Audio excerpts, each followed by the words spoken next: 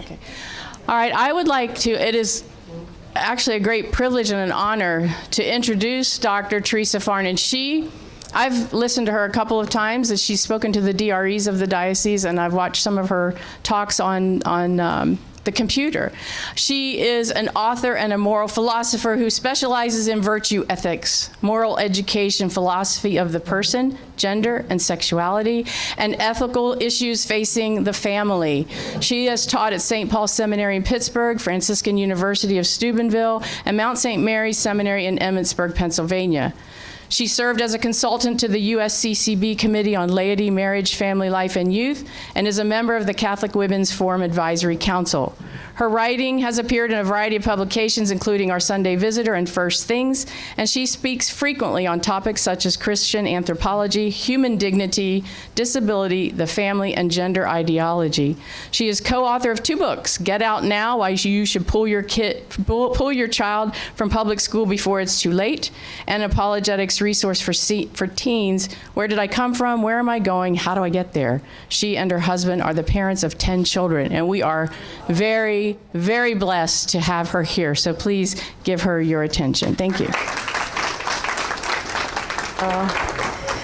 Thank you. I'm delighted to be here. I should note, Mount St. Mary's is in Emmitsburg, Maryland, but I was cutting and pasting as I usually am, so I apologize that is on me and not on Mary.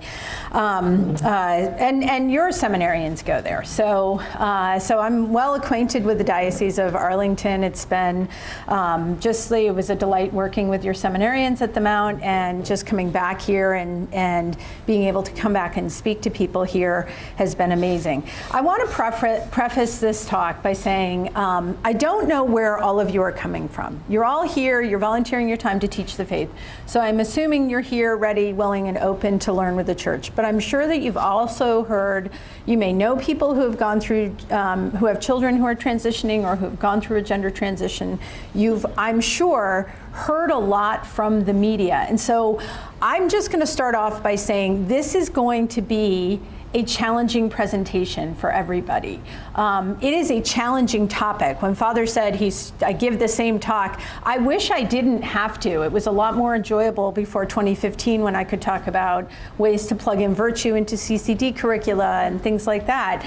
But unfortunately, this is the issue that we're facing now as a church, and we've been behind the 8 ball, and thank goodness for people like your bishop, shepherds like Bishop Burbridge, who are out there in front leading by giving some beautiful pastoral statements. And so the task I'm going to set for myself today is to give you an introduction overall to what this is, right? We're going to cut through what you see in the media, because what you see in the media is a gloss.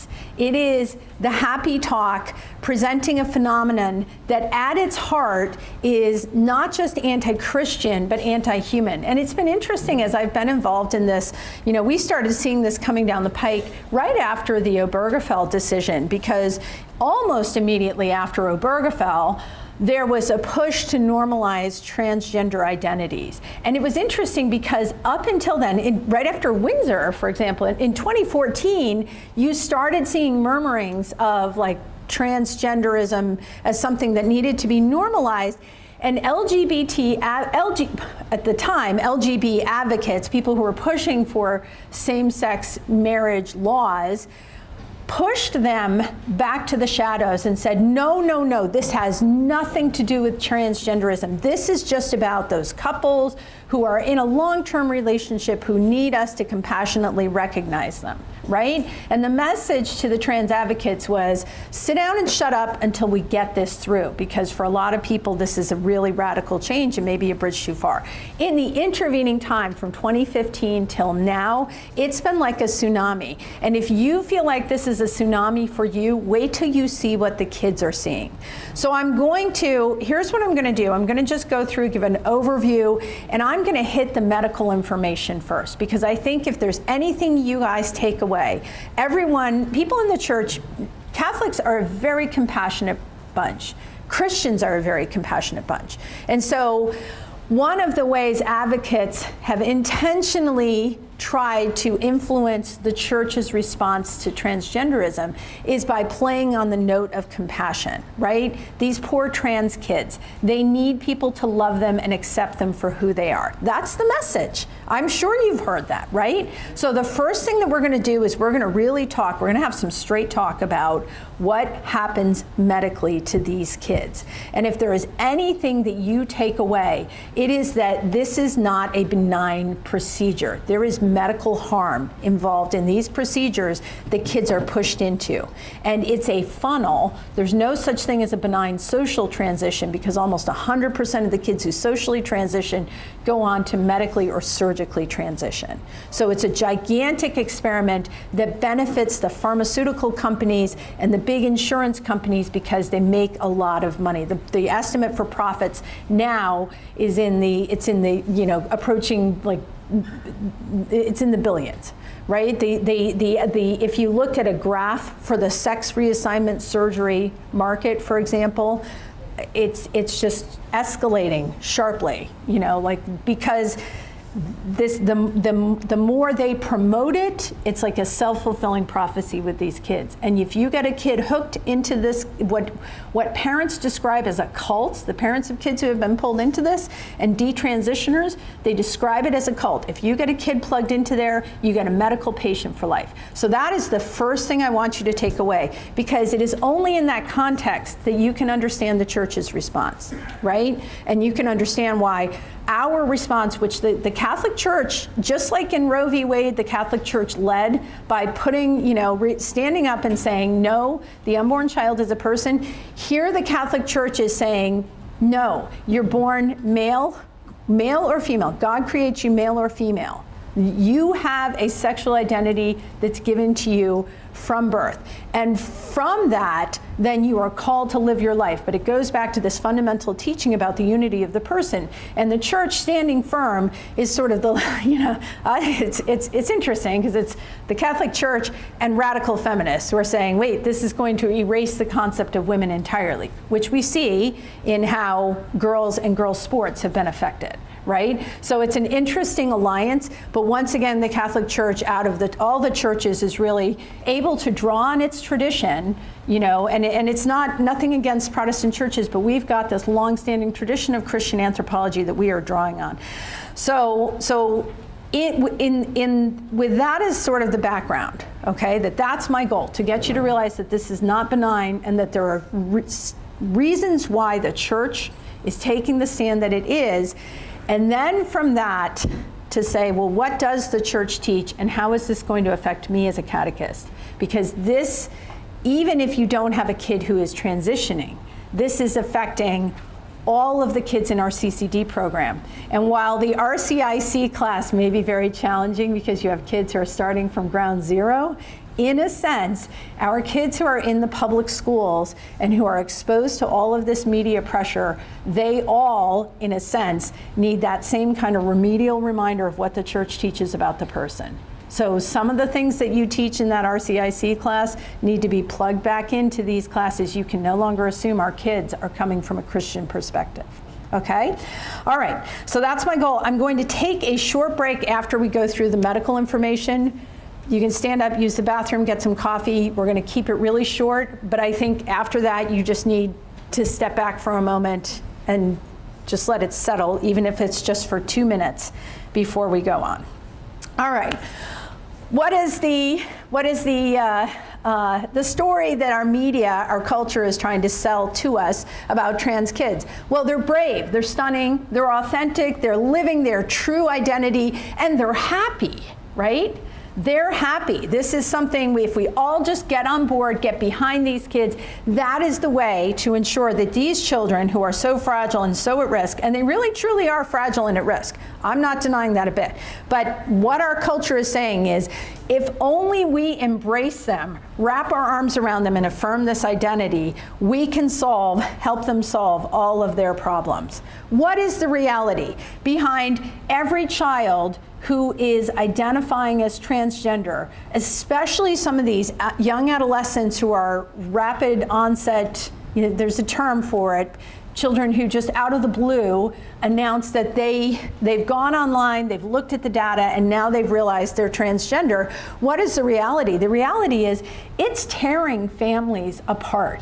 And the families that get in line, especially of these older adolescents, are doing so reluctantly, out of fear of the government coming and taking their child away, fear of losing their child, and fear that their child is going to commit suicide. Because the storyline is, if you don't affirm, unless you affirm, this child will commit suicide, and if you affirm, the child will not commit suicide. The reality is far more complex, because these are children who are at risk, okay? So we're gonna keep that fact front and center. We're not denying that they're at risk. We're not even denying that they feel they're going through a tremendous confusion about their own identity, or they may be suffering, internal distress for a lot of reasons. The question is, how do we as a church respond to that? And what is the best way to minister to these families? I have to say, I sort of went back and forth about some of the pictures to include. I try to include pictures your kids are seeing. So this picture of this young woman right after her double mastectomy, right?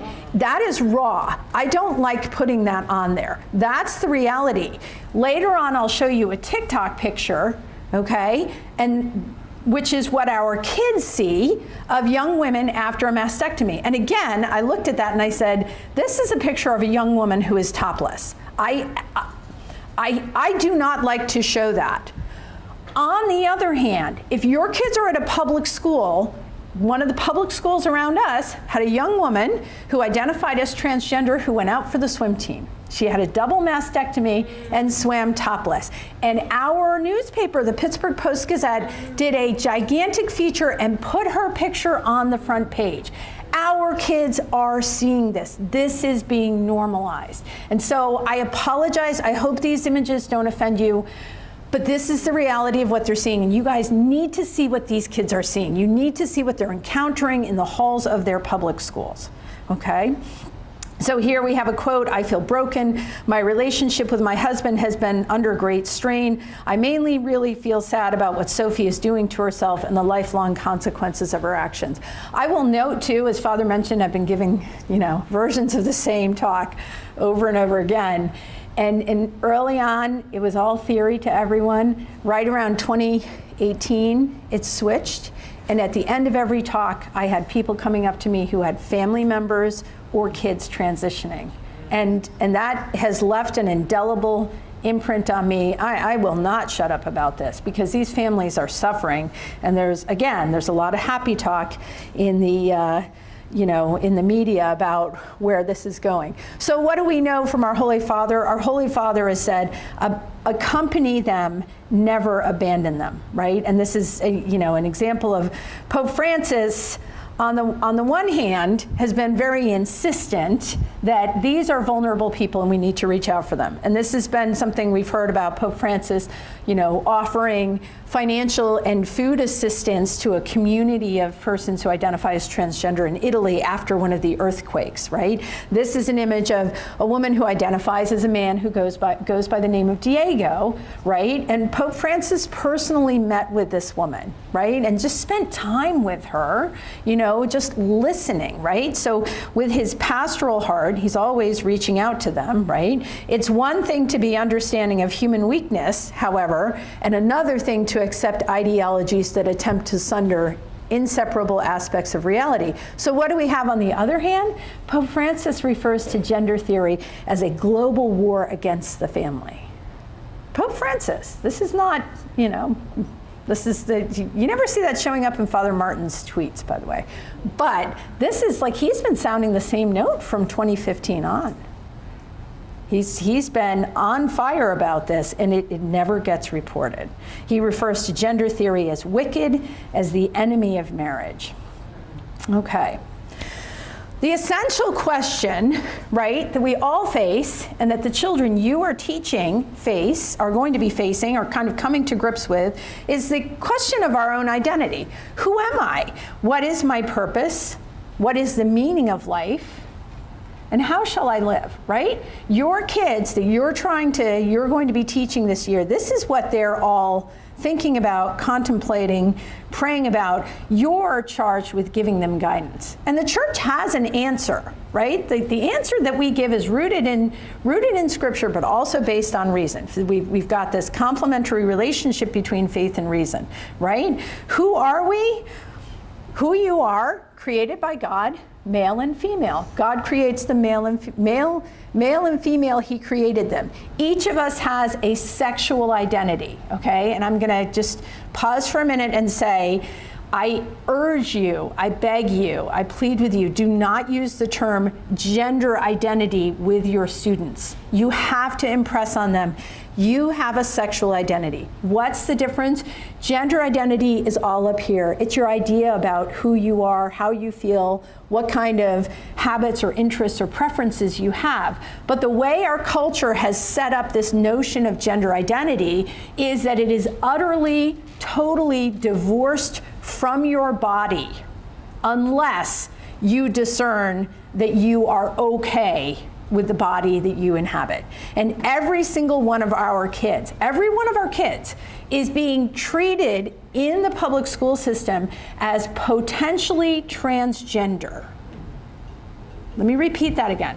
Every single kid who goes into public education is treated as potentially transgender. Why do I say that? Because every single one of them is encouraged to think about their gender identity and what their gender identity is in the context of being told that it is entirely possible for many of the children in that class, and we don't know until the children themselves decide, to be transgender. And so hence, instead of male or female as the new, as the context or the foundation for understanding how human beings relate to each other, we're replacing the categories of male or female, man and woman, with trans and cis, right? So we still kind of have a binary. You're either trans or you're cis, and trans encompasses a whole range of identities. And the only person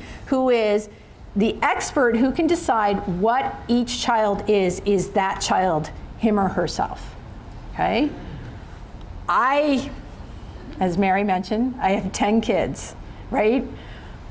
These are kids who just some days struggle getting their school uniform together, right? And we're expecting them to understand their identity at the all-wise and all-seeing age of 13. God help us. They don't know. So what does our church teach? Our church teaches that each of us is created as a unity of body and soul. Our body and our soul are integrated. And so we are made for eternal life, but we're made as embodied persons. And the pastoral letter from your diocese really beautifully outlines the effect of original sin, where due to original sin, and this is not saying that someone who experiences gender identity confusion is sinful, but with original sin, there was a great disruption that was introduced into human existence where we feel alienated from each other. We understand that sin causes us to be alienated from each other. But we also feel alienated from nature, and we even, as St. Augustine reminds us, what a great day to do this, by the way, we even feel alienated from our own bodies. That was part of his struggle with his struggles with chastity, was that he was alienated from his own body. So this is not a new concept that you may, as a result of the fact that you're still on this journey, our bodies are, as we would say in philosophy, contingent entities, right? We're not perfect. We live in mortal bodies. Our bodies decay and die, and we're just doing our best to try to get to heaven. You may feel at odds with your body sometimes, of course, right? What adolescent girl going through puberty does not feel at odds with her body? Find me one adolescent girl who doesn't look in the mirror and hate her body. At the age of 14, you look at it, you're like, maybe hate is a strong word, but you look at it and you're like, I'm really fat. oh, my nose is too big, right? And then you look back at those pictures when I look back at the pictures of myself when I was 12, and now I'm like, wow, I wish I looked like that. Holy cow, right? Like, look at that, just like amazing, right? But it's hard to accept yourself, and that's part of the broken nature, of just human existence, that we're still experiencing that kind of tension and that rupture. Other underlying but important issues are that human beings, males and females, are made for each other. We are made to live in communion, right? And that communion is the communion of the family, which is a unity of mother, father, and their child. And that family in itself is just such a beautiful image of the Trinity in our world. And so the Catechism uses this language of sexual identity, again, conveying that unity of the person, and urges us in paragraph 2333, section 4, to accept. Each of us is called to accept our sexual identity and to understand that men and women have equal dignity, okay? All right, very strong teaching. What does science tell us? Who are we? Well, the National Institute of Health specified that every cell has a sex, right? In other words, you as female, me as female, every cell of my body is female, right? It isn't that femaleness resides in my brain cells. It's like every cell of my body is female, and that this cannot change, right? And you have, they've outlined genetic differences. We know based on medicine that there are different outcomes with using different medical interventions. Something as simple as, I remember, I'm old enough to remember, when there was this realization that men and women present differently with heart attack symptoms, right? And so right around the time when we had the advent of the wear red for, the red dress movement, where people were encouraged to wear red to call attention to women and heart disease, it was, they really had to change the way the public thought, because before that, heart attacks were always associated with pain in your chest or your left arm, right? But women don't experience that. Women have far more subtle symptoms. And so that's an example of what medicine calls gender med, but what we could call medicine based on sexual difference, that men and women respond differently to different therapeutics, and men and women may present with different symptoms. Why? Because our bodies are different. What is the alternative? If you don't accept this, then you go right back to this concept of gender identity as self-perception. And that is what is being promoted to our kids, okay? That who you are, the gender that you have, is something that is a matter of how you understand yourself. These children who are identifying as transgender have healthy bodies. These are not, a lot of times the whole concept of intersex is pushed in as something that normalizes and validates the idea of a third sex or many possibly different sexes. And it is true that there are people who are born with physical disorders of sexual development. That has always been true, right?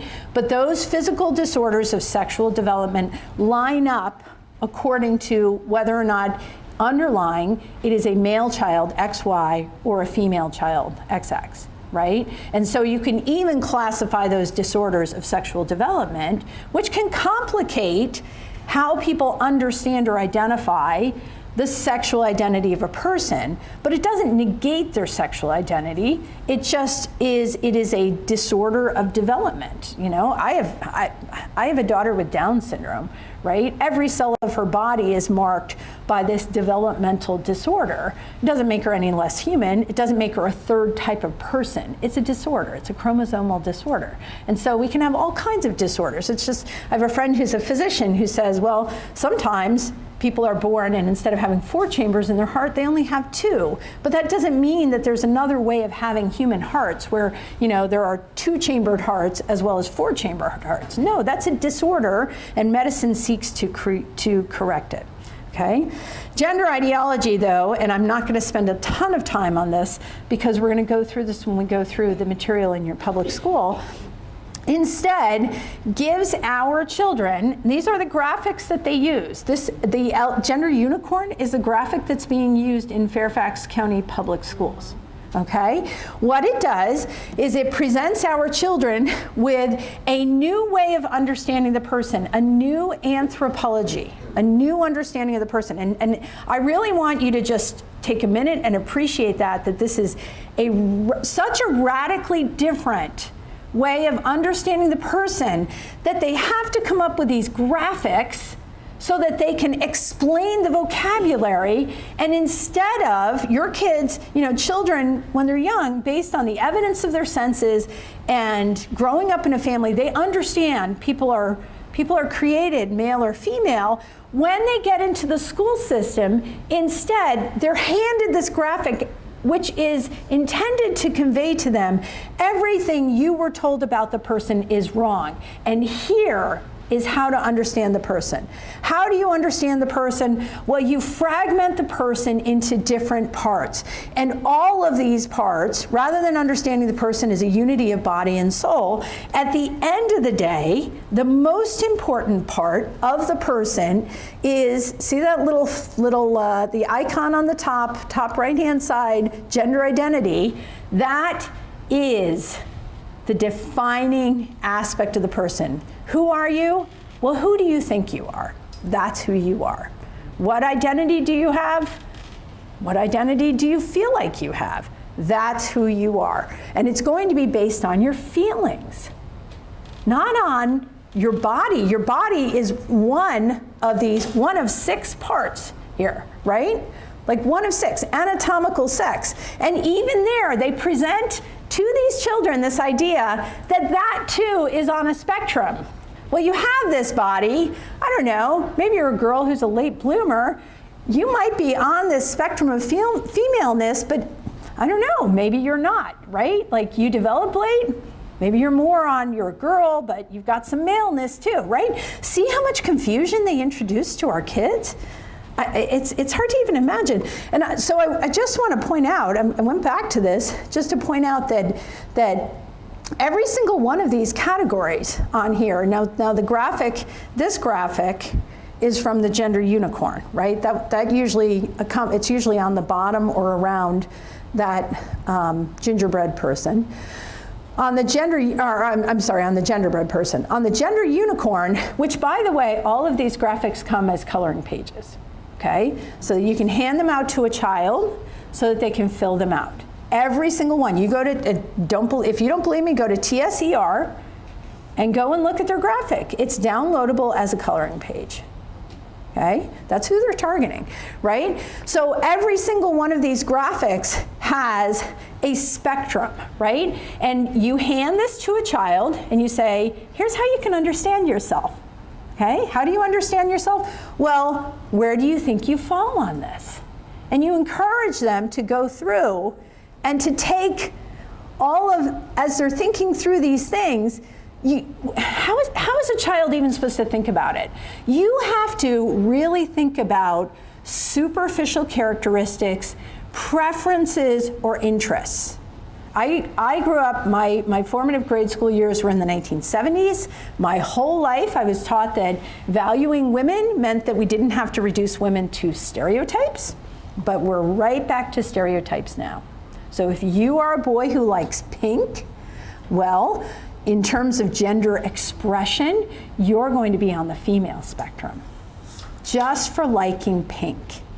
If you are a girl who is interested in engineering, you are going to be on that male spectrum, just for having atypical interests, right? And look at that category underneath, sex assigned at birth, okay?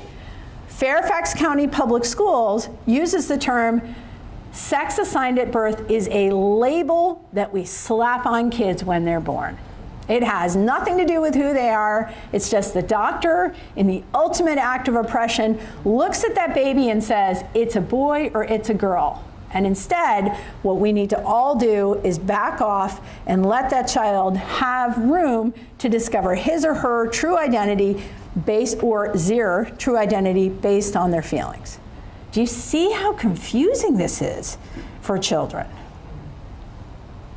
So how many genders are there? Well, there are as many genders as you want. Facebook contemplates 58, but I've read statements from some of these trans activists who say, well, actually, because gender is a personal preference, there are as many genders as you want. You personalize it, you be your own gender. There is an infinite number of genders.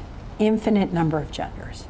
Okay? Do you see why I'm saying that this is a new vision of the person? This is a radically different anthropology, right? Our faith is based on this union of faith and reason that presents an account of the person that's validated by classical philosophy, right? And has always been, and common sense and science, right? But here we're telling our kids something radically different, and it is having an effect.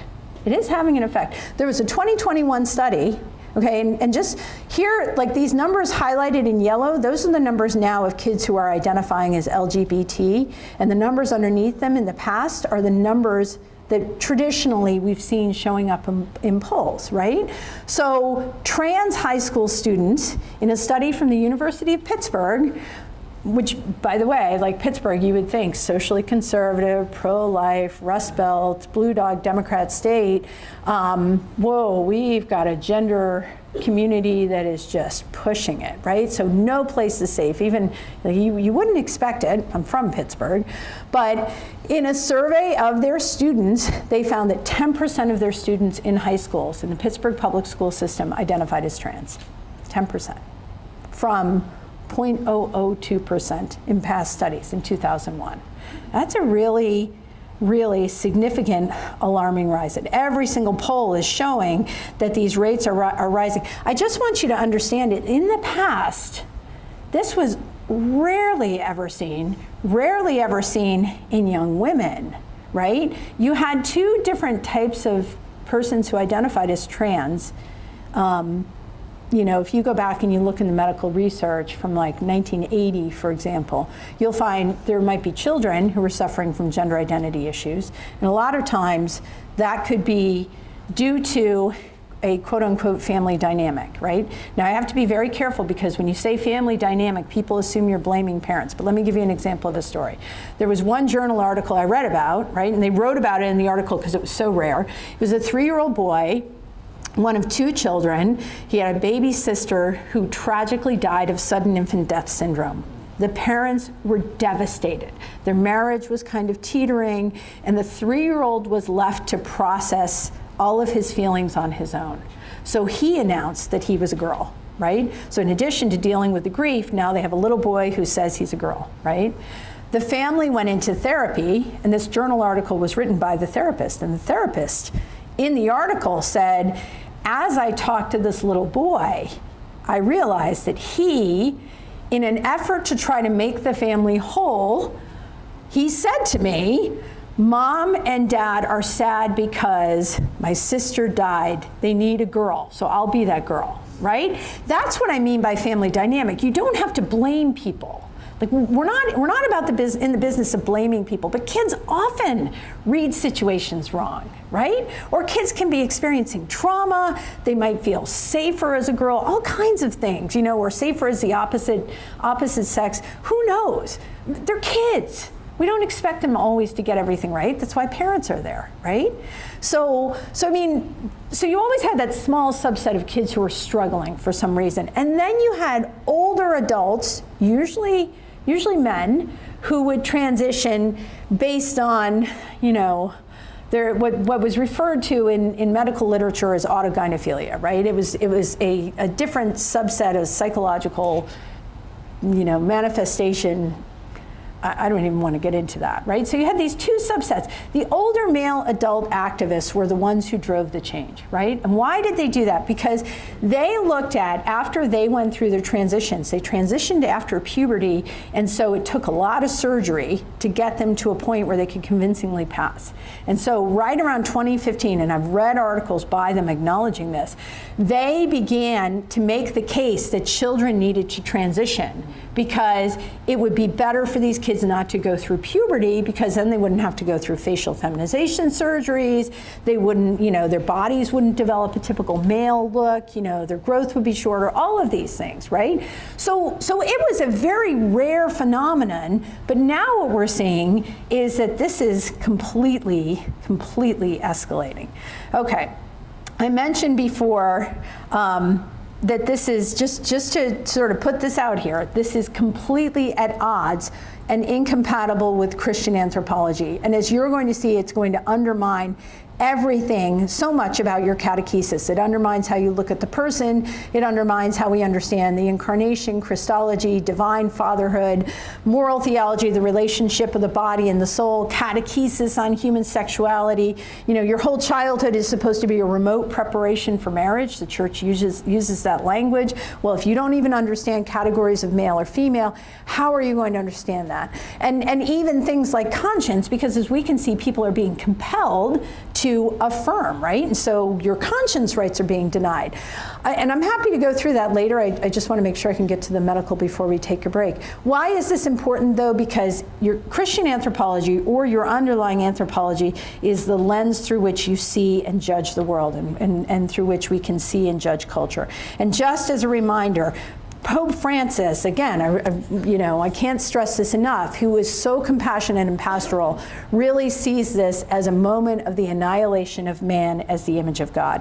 And as we go through transition and what it means to transition, I just want you to hold that quote in your heads. This is the annihilation of the person as an image of God, right? It doesn't mean that person, right, that individual person isn't still made in the image and likeness of God, but that it is an attempt by our culture to deny that reality and to say, you know what, we're going to make man in whatever image each individual desires, right? So it's just a rejection of the created order of persons. So let's talk really briefly. I just want to make sure Mary said I had as long as I needed, so it's like what never to say to someone who has a background in philosophy. I can talk all day. Okay. Also, a mother of 10 who has an opportunity to talk to adults. You guys are really in trouble. All right. So let me talk about transition as medical harm, and then we're going to take a break, okay? Because this is I think just the roughest thing. These gender affirmations are affirmations that have lifelong consequences, okay? All right, just as a quick run through, the whole concept of trans identities is something that has really gone through a dramatic change. Just when you look at the DSM, the Diagnostic Manual for psychologists. In the past, the term that was used from the 1920s on was that someone was a transsexual. Christine Jorgensen, for example, in the 1950s, was a famous transsexual.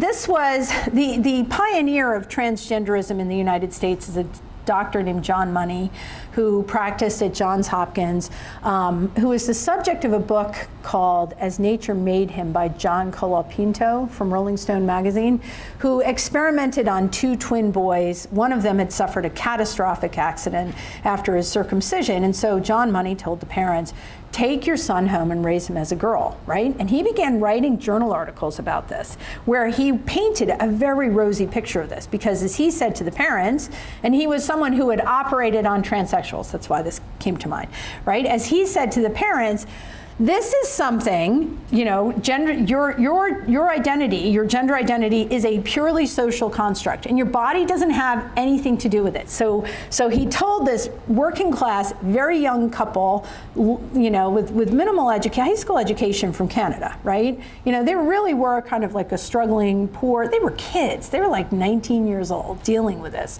He told this family, take your son home and raise him as a girl, okay? So for 12, 13 years, they raised their son as a girl, named him Brenda, right? Put Brenda in school, didn't tell anyone, no one knew. Brenda was just a baby when this happened, okay? And And as they put him in school, he began to struggle more and more, right? The teachers were sending notes home saying, we don't understand this, but Brenda keeps punching the boys, right? Brenda will not play with the girls. Brenda is not neat. Brenda is very messy. Brenda can't color in the lines, like a litany of like behaviors where the teachers were really puzzled by the fact that this girl didn't get along with the other girls, was more comfortable with the boys, but also seemed to really be struggling, right? As the family was dealing with this real dynamic, John Money kept writing glowing article after glowing article about how dainty Brenda was. Brenda came to visit me and Brenda was very dainty. Brenda sat there and expressed that she liked to play with dolls. Brenda liked hanging around with the girls in her class. I mean, just totally lied in these articles. And eventually, the Brenda was so troubled that they took him to another psychologist who finally said to the parents, you need to be honest with your son and you need to let him know what happened because he's really struggling, right? From that moment, once he found out, he changed his name back to David and reclaimed his identity. But unfortunately, both he and his twin brother, who had been subject to sexual abuse by John Money, repeated visits, just had so much trauma from being the subject of these experiments, his brother died of a drug overdose and he committed suicide. It's such a tragic story. But in the meantime, the medical community marches on with the ideas of John Money that were written up in these fraudulent articles, that transgenderism is a real thing and that gender itself is a social construct. And so we've seen this evolution from describing people as transsexual to the new term gender identity disorder from 1980 to 2012, where it was understood that if you had a trans identity, it meant that there was a psychological issue where you were not accepting your own body. From 2013 on, the term changed and it became known as gender dysphoria, and psychologists said, well, the claim of the identity is not the problem, it's just that you're distressed about it. So we need to make people feel comfortable about that because trans identities are normal and it's okay to just want to create your own identity. So the problem is social stigma and the distress you're feeling. Now, they've changed this term yet again to gender incongruence, right? Like you have this identity, but nothing else is aligned. And so if we affirm, we can get rid of the gender incongruence, right? This is an attempt to normalize and depathologize this phenomenon, but they have a problem because for the sake of paying for the medical interventions, they need to keep a diagnosis, because otherwise the insurance companies won't pay.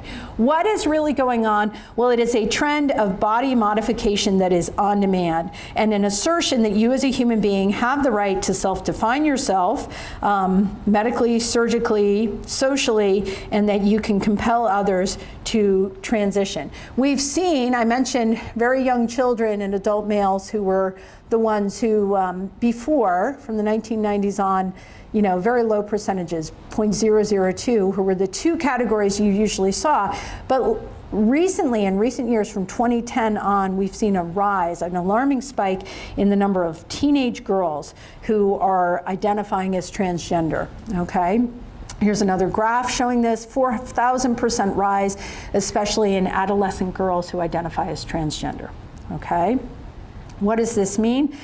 Well, in some cases, part of the quote-unquote diagnosis is looking at your preferences and your personality and your interests. And this is a chart that was done by Dr. Will Malone, published in Quillette, in a great article that we have as a reference on the Person and Identity website, where he remarked on the fact that if you take women and men and you graph them out, you're going to see, right, that women have interests that sort of line up on a spectrum, okay?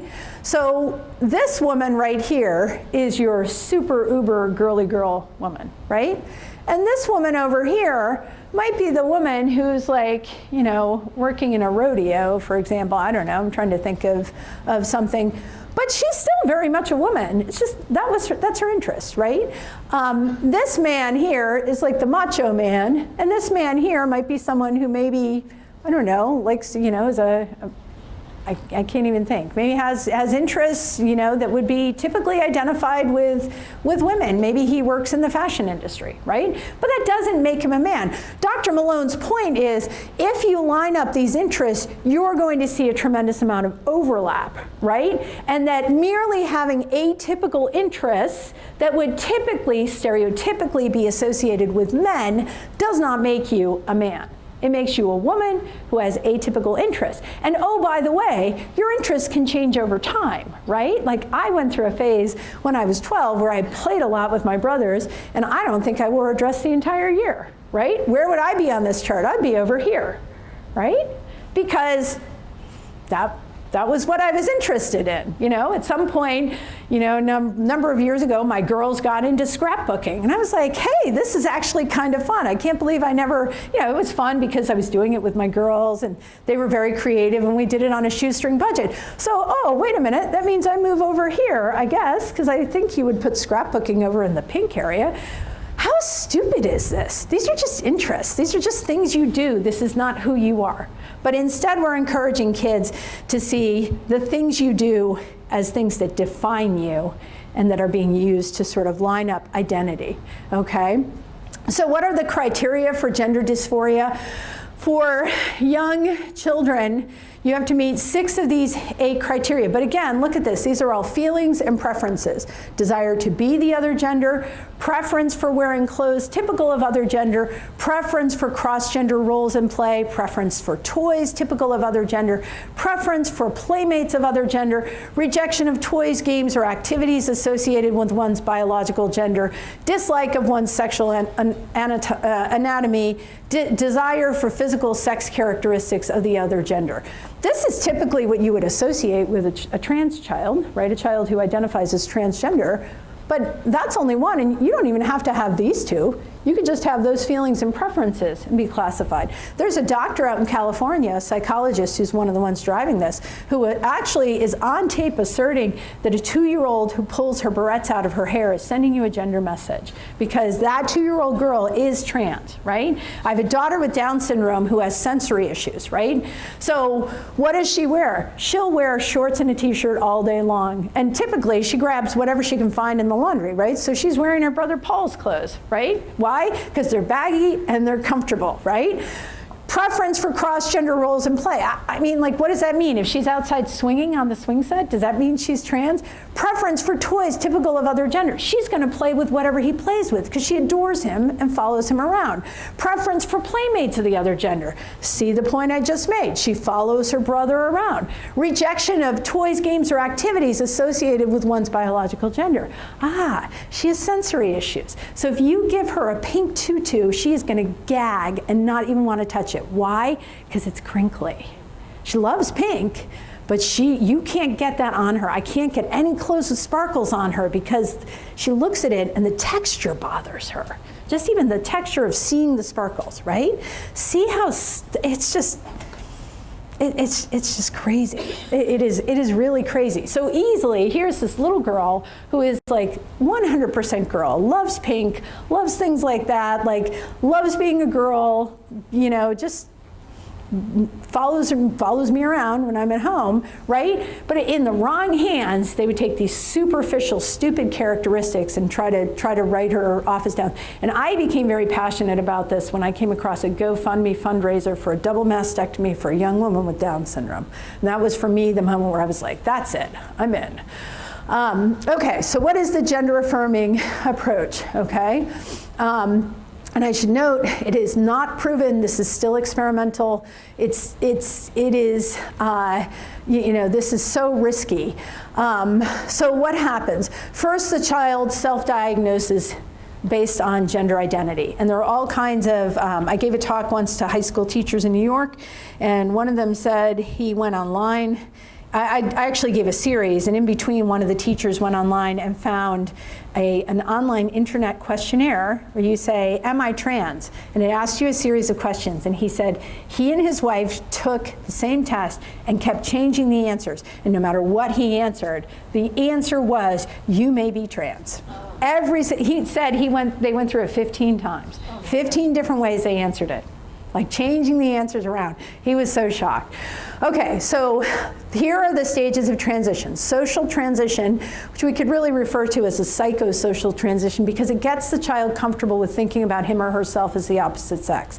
You adopt a new name, a new hairstyle, clothes, you change your identity. What is the net effect of that? We refer to it at the Person and Identity Project as the gender funnel, because as soon as you start this child on that sort of wide path of like kind of questioning their gender, if they start a social transition, they will always keep going. They keep progressing. Why? Because they're striving for something that they can't achieve. But at every step of the way, they're promised, well, if you do this, then you're going to feel, then it's going to work, right? The next step is a medical transition with puberty blockers, which are billed and described as reversible. Are they reversible? No. The child suffers bone loss, their brain doesn't develop, their genitals don't develop. Jazz Jennings, famously, when he went through his surgery, had to have it done multiple times and had to have expanders, tissue expanders put in. Why? Because he had the genitals of a 10-year-old boy. He never went through puberty, right? And the gender transition involves taking your genital organs and operating on them to either invert them or stretch them or somehow transform them into the appearance of the genitals of the other person. I warned you, I'm sorry, this is horrendous stuff, but do you ever hear this? You never hear this. It's presented as something that's so easy for these kids, right? So are puberty blockers, 100% reversible, 100% safe? No, absolutely not. Lupron, for example, is one that's been associated with many problems with adult women now who took it for precocious puberty, right? Their bones are brittle, they've had difficulty, all kinds of difficulties based on the use of Lupron as a child for something that it was actually medically indicated for. But even there, it's a really strong drug that can cause serious problem. Okay, following puberty blockers, the next step is to go on cross-sex hormones. What do cross-sex hormones do? Well, they induce the appearance of puberty of the opposite sex. A boy would take estrogen, a girl would take testosterone. It induces the secondary sex characteristics of the opposite sex. Changes in hair, changes in your voice, breast tissue growth, changes in fat distribution, all of those things. Well, okay, let's think about this. First, you're on a puberty blocker that prevents your own sexual organs, reproductive organs from developing. And then at a crucial stage, you go on a cross-sex hormone that induces the secondary sex characteristics of the opposite sex. What is the net effect? The child is sterilized.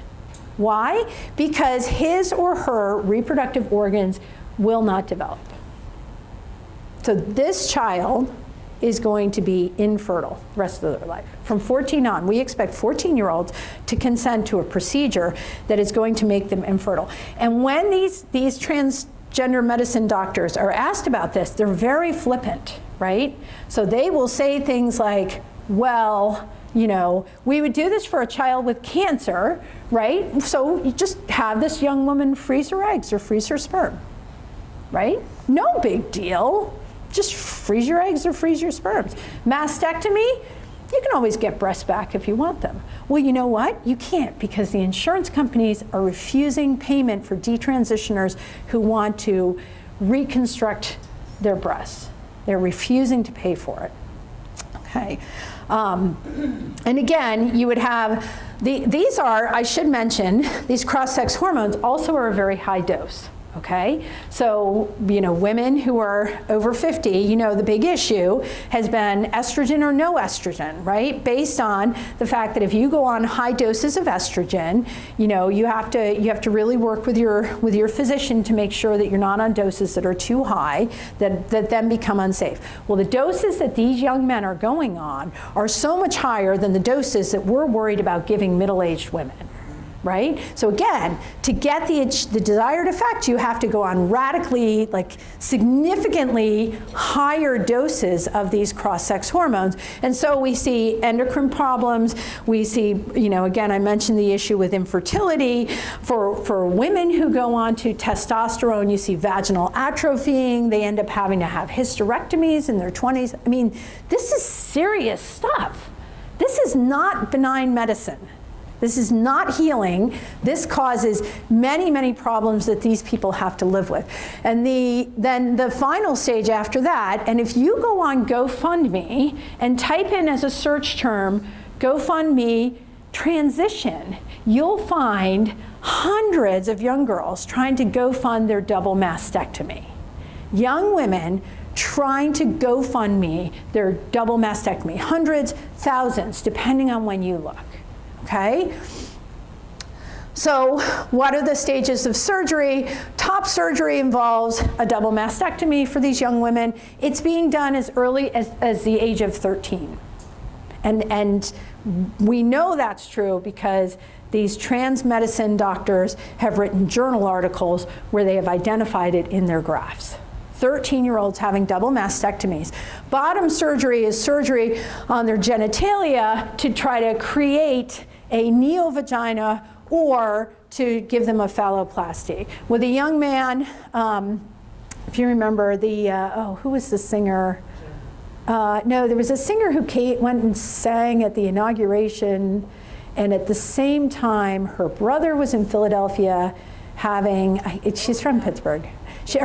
Her brother was in Philadelphia having his surgery, his bottom surgery. Well, what did they do there? They slice everything open and create a neovagina. But these young men have to continue to try. Every day they have to insert something into the neovagina because and I'm sorry, this is awful stuff, but your body is working to close that wound. Right? So that was part of the recovery for Jazz Jennings, was that every day he had to try to make sure that wound stayed open. Why? Because your body's trying to heal itself. Right? That's how radical these are. And again, the protocol is you do this at the age of 18, like, oh yeah, boys are mature at the age of 18. But mature young people at the age of 16 can go through these, right? It is, I have no words. Let's talk about these each in turn, okay? I'm going to go through some of these facts again. The underlying premise behind a psycho or a social transition is that some kids are born trans. And this was one of the controversial statements in the Diocese of Arlington statement that I loved. I was cheering when I read it, where they said no one is transgender, right? Why would the Diocese of Arlington say that? Well, why? Because you're created male or female, right? To accept that premise is to accept that new anthropology where you're either cis or trans. Okay? What do you have instead? You have children who are biologically either male or female. How do we know that? The NIH tells us that every cell has a sex. You're either XX or XY, right? You're either male or female. So what is the fact of the matter? The fact of the matter is that you have male or female children, many of whom are struggling, whether it's from trauma, whether it's from, as I mentioned, like crossed wires in the family dynamic. There's a significant number, at least 1/3 of these kids are on the autism spectrum. 1/3 of them. I mentioned my daughter's sensory disorder. Kids who are autistic have sensory issues, right? So their preferences are going to be, they're going to be very different. They're very atypical, neurologically divergent. So 1/3 of them. It's so significant that WPATH, which is the organization that does these standards, has a separate protocol for kids who are autistic. Why? In the article that they wrote outlining the protocol, they said, well, it is true that many of them are cognitively disabled, and so it's really hard to make sure that they understand what they're signing into, but nevertheless, this is important, and so here's the protocol. So what is the fact? You have children who are either male or female. the stage. And the other thing, as I mentioned before, all kinds of articles, evidence that social transition in childhood was a strong predictor of persistence. Okay, so in other words, the mantra is we're going to give them time to explore. As soon as you start them down, 90 to 100% of them continue. 90 to 100%. It's not a period of exploration. It's a period of adopting a new identity. Following that, puberty blockers, as I mentioned, risk to your bones, your genitals, your brain, your social psych development.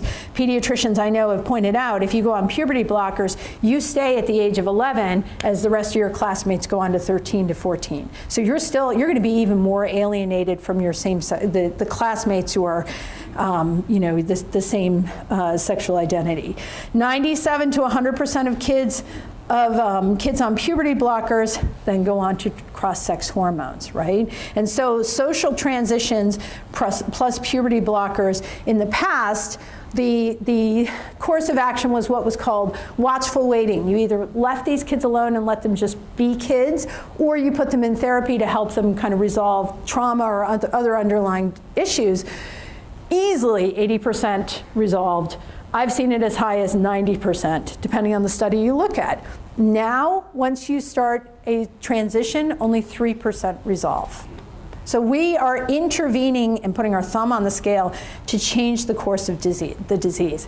I should mention, and this is, again, another important takeaway, the United States is way out of step with the international consensus. So Finland no longer is giving has broken away with these standards of care, and they have said we need to prioritize psychotherapy over hormones, and we cannot do surgery on gender dysphoric minors. So that's Finland.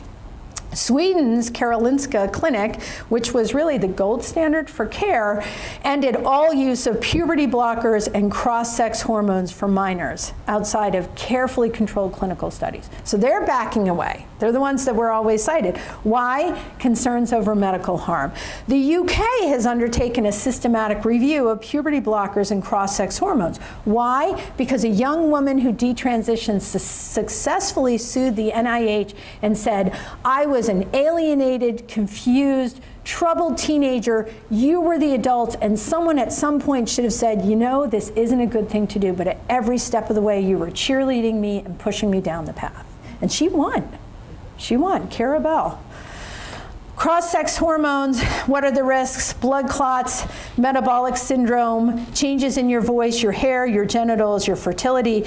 The Endocrine Society, which came out in support of them, acknowledges that the evidence to support their use is what they refer to as low quality or weak, depending on what you... These have serious risks, and the harm is irreversible. And you know, it's interesting, parents always remark, that voice, one of the things that they mourn, and the detransitioners mourn, is these young women never get their voice back.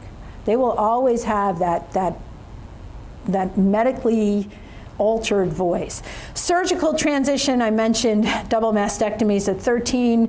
They remove the genitals or try to refashion another one. Facial feminization surgeries for the boys. All of these have serious complications. But here's the kicker. The suicide rate for these children remains high. So this is being pushed as a way to resolve the suicide rate, and it does nothing to reduce it. The suicide rate 6 years out from transition, it's like 40% of them have thought about or considered suicide, based on studies in Sweden. And generally there's this period of euphoria right after the transition where they feel empowered and they've done something. 6 years after, it comes crashing down. So this does not resolve the underlying issues. And this is a graph I mentioned. They're doing it as young as 13-year-olds, 14-year-olds, having double mastectomies. This is, and look at the euphemism they use, chest reconstruction. It's not a double mastectomy, it's chest reconstruction. Why? Because this is a trans kid, and so the body is wrong, and so we're going to reconstruct the body and make it into the correct one.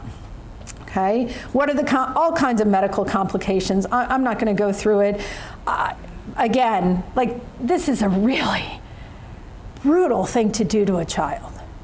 To a young girl, an adolescent girl, I have no words for it. Abigail Schreier wrote a book recently. I really encourage you to read it. I think everyone needs to read it. It's written from a secular point of view, so it's not going to be, she's very LGB friendly, right? But even from her secular perspective, she's coming at it saying, wait a minute, this is a problem because this is coming out of nowhere for troubled adolescent girls.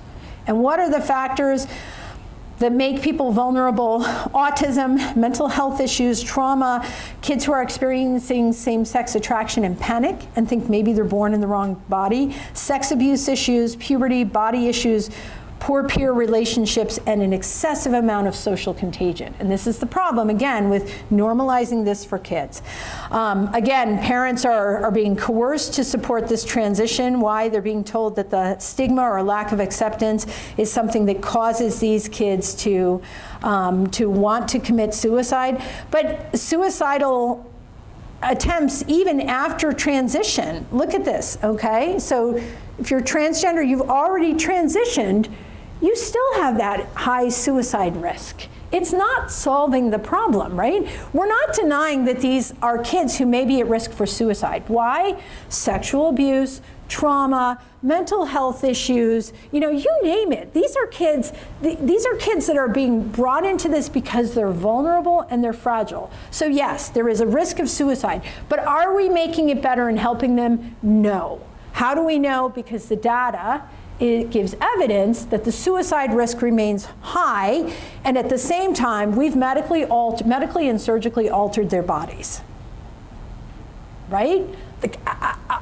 Even under the most secular calculation, leave faith out of it, how does this make sense? You have not changed the calculation, you have not protected these kids, you have not safeguarded them from medical harm, right? Who makes money off of this? The pharmaceutical companies and the hospital systems. Gender clinics have exploded from one, like at Boston in the early 2000s, to, I think the estimate is it's like well over 70, and if you include all the areas where you can give out hormones, it's over 300. Planned Parenthood is giving out hormones. That tells you all you need to know about the fact that this is a lucrative amount. This is a lucrative business. I want to call your attention here to SEGM. This is the Society for Evidence-Based Gender Medicine. This is a small group of doctors who are just bravely trying to turn the tide here. They have no faith-based agenda, totally secular, right? But they keep, so I encourage you, Dr. Will Malone is one of them. He is a Catholic man, but he's trying to really walk that secular line. I really encourage you to look into some of their material. They have raised the question, right? The idea is that kids who identify as transgender are transgender because they are a sexual minority, and so the social stigma associated with being a sexual minority is what's causing their developmental issues. And they highlighted a study from 2021, just recently, that young people with gender dysphoria had childhoods that were characterized by at-risk attachment patterns to caregivers. And remember the story I told you, so we're not blaming parents. There can be a lot of things that can complicate this, okay? Whether it's like a parent who is absent, whether it's, a divorce, and sometimes, unfortunately, what can you do? If you're a woman in an abusive situation, or high rates of unresolved trauma or loss, okay? So these are vulnerable kids to begin with. They're not going down this road because they suddenly discovered they were trans and no one is affirming them. There's no evidence that gender-affirming hormones or surgery reduces mental health visits or suicide, okay? So here's a study of, surgery and how that affected it. The gray is surgery and the blue is no surgery. What's the difference? Is this intervention helping? From a secular perspective, leave faith out of it. Is this intervention, which I have outlined, which is absolutely brutal on the body, is this helping? I don't see how you can say that. Look at the progression for poor Jazz Jennings, trans celebrity at age 7, by age, when she at the age of 21, depression, struggling with eating disorders, had to take a year off from college. this is a young man who was sold, the story with the rainbow ending. And he is struggling. By his own admission, he's struggling. And again, this is not to blame Jazz Jennings, but this is someone who was sold a narrative that this surgery, these therapies will solve your problems. And they don't. There are many, many detransitioners who are active online. That's an image of Cara Bell, the young woman who sued the NHS and won, right? She made the point, I should have been challenged on the claims I was making for myself as a teenager, right? These detransitioners outline that they have been influenced by social contagion. They were pushed into speedy transition. Many of them experienced trauma, right? And as these young women are struggling, what do we offer them? This radically harsh therapy. We say, do this and your problems are solved. A number of them detransitioned after going through treatment for trauma. They go through the transition, they're still experiencing trauma. Many of them were sexual assault victims or sexual abuse victims or other traumas, right? So they begin to treat the trauma, and guess what? The gender identity confusion, their gender dysphoria begins to resolve. And they're left saying, why didn't someone do this in the first place? But now, with the new laws about banning conversion therapy, if you're a therapist and you begin to do anything that causes that gender identity to start to waver, you could be accused of conversion therapy. What are we doing here? It is just troubling. All right, let me take a break. I promise that's the roughest part of it. We're gonna go really quickly. The next part, I'm just gonna flash through some images about teenagers and go through some of the things that are being taught in your school, and then we're gonna talk about Christian anthropology. So if you need coffee, if you need to use the bathroom, need some water, take a quick break. I promise that the rest of it I will go faster, but really just go through the next two parts very quickly. As I mentioned, in terms of my takeaways, I wanted you to see, number one, this is a different way of looking at the person. Number two, there is medical harm involved, okay? So in light of that, the church's response is the only rational response to the kind of medical harm I have outlined. To me, there is no question here that this is the stance that the church is taking, which is courageous, because we are in for, a lot of pressure. We are in for lawsuits. We are in for, it's going to be like Roe v. Wade, 1973, where the church was anti-woman for standing up for the right to life. We are in that moment now with this issue. And here's the Catholic Church with a big target on its back, weakened by the sex abuse scandals. So it is imperative on us as lay people to be willing to stand up and to, lovingly, compassionately explain to people, here's what the church teaches, here's why. There's a lot about this that's medically harmful, right? You have to lead with compassion. You can't come in and, do not bring in. I really do. I believe that there are forces, just like Pope Francis talked about, where he said this is an attempt to annihilate the image of God. The devil is always working to get us to forget that we are made in the image and likeness of God, right? We can understand that and still have compassion for the disastrous decisions people make with their lives. These young people, this is something, they are seeking a resolution to psychological pain that they are experiencing, and they are being sold a bill of goods. Most of the time, young people who go through a transition are left without sexual sensation, right? They're struggling to have relationships. You can't assume that they're engaging in any kind of sexually sinful relationship, because most of the time they're just trying to they're struggling to find a group, right?